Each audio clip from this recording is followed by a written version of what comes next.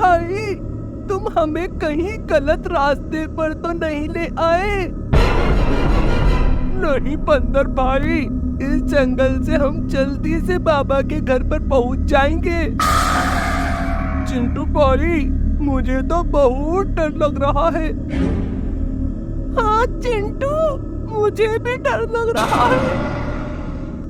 चिंटू भाई, अभी कोई वहाँ से भागा है।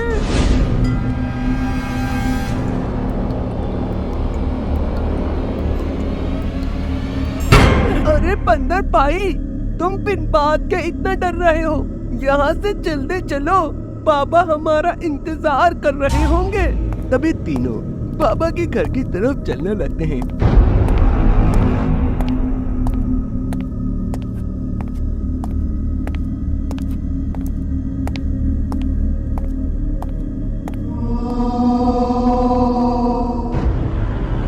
इन सबको तो मेरी चुड़ैल माँ ही खाएंगी और मैं इन सबको अपने घर की तरफ कैसे लेकर जाऊं? आइडिया! इन सबके रास्ते में इतने पत्थर बिछाऊंगा कि यह भी कंफ्यूज हो जाएंगे, इधर से भागे या उधर से भागे। पिंकी बंदर घबराते हुए चिंटू के पीछे चल रहे होते हैं। जंगल में से खौफनाक आवाजें आ रही थी। बड़े बड़े पत्थर, ये देखकर चिंटू अपने मन में सोचता है, जब मैं पहले आया था तो इस रास्ते पर पत्थर नहीं थे, पर अब मैं अगर बंदर और पिंकी को इसके बारे में बताऊंगा तो ये दोनों तो डर के मारे ही मर जाएंगे। अब मुझे ही इन्हें समझाना होगा। तभी चिंटू बंदर और पिंकी को पट्टी पढ़ाने लगता है। अरे बंदर भाई, तुम्हें पता है इस रास्ते पर बड़े बड़े पत्थर क्यों रखे हैं?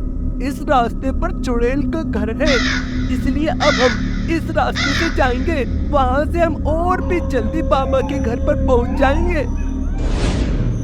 चिंटू की बातें सुनकर छोटू रोड बहुत ही ज्यादा हंसने लगता है। पर चिंटू भाई, इस रास्ते पर तो बहुत खतरनाक पेड़ है, जिन पर पत्ते भी नहीं है।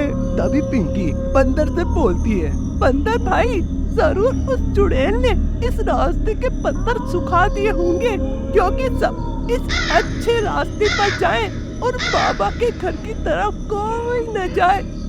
चलो, अब हमें जल्दी से बाबा के घर चलना चाहिए।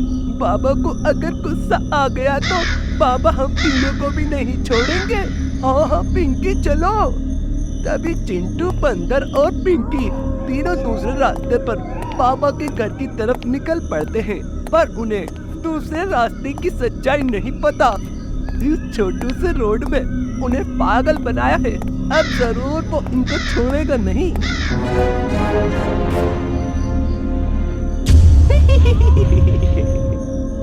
अब इन तीनों का शिकार करके मैं अपनी माँ को खिलाऊंगा।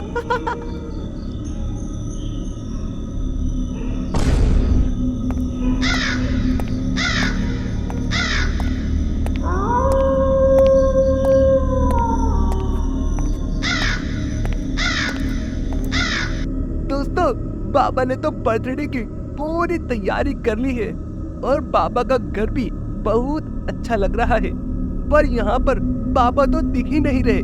अरे बाबा तो गुस्से में इधर उधर टहल रहे हैं। लगता है बाबा को गुस्सा आ चुका है।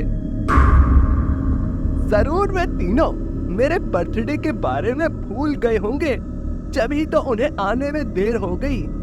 पर अब मैं उन तीनों को ऐसा गिफ्ट दूंगा कि वो कभी भी मेरा बर्थडे नहीं भूलेंगे।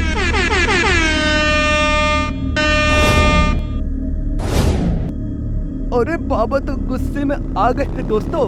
जरूर अब तो चिंटू, पिंकी और बंदर को बाबा के हाथों से पिटाई होने वाली है। चिंटू अपने साथियों को लेकर नए रास्ते पर तो निकल पड़ा है, पर नए रास्ते पर चिंटू को भी डर लग रहा है।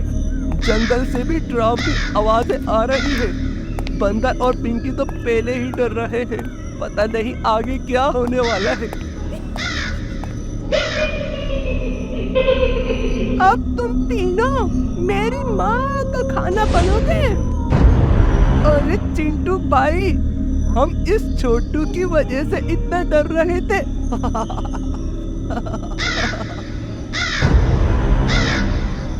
तेरी इतनी हिम्मत, मुझको देखकर हंसता है। मैं तुझे छोड़ूंगा नहीं। चिंटू और पिंकी, तुम दोनों यहीं रुको, मैं इस छोटू को मजा चखाकर आता हूँ।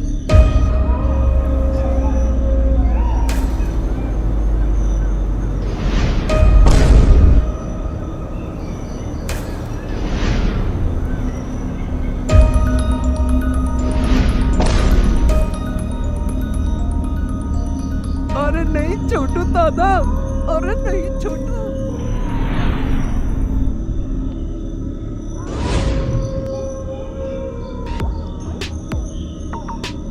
ये अब तो पापा आ गए। पापा तुझे छोड़ेंगे नहीं छोटू। अरे नहीं,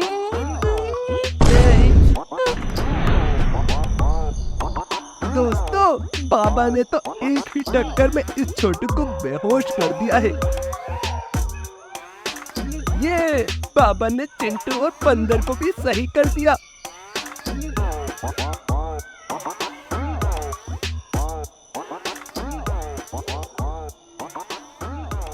दोस्तों पता नहीं बाबा इस छोटू के साथ क्या करेंगे। पर दोस्तों ये भूतिया घर किसका है और ये खतरनाक हाथ किसका था? क्या ये उस छोटू रोड की माँ है? दोस्तों ये सब देखेंगे हम इवल नन पार्ट 2 में। दोस्तों पार्ट 2 देखने के लिए कमेंट बॉक्स में पार्ट 2 लिख दीजिए। और हाँ, वीडियो को लाइक और चैनल को सब्सक्राइब जरूर कर लीजिए, तभी तो आप इवल नन पार्ट 2 देख पाएंगे।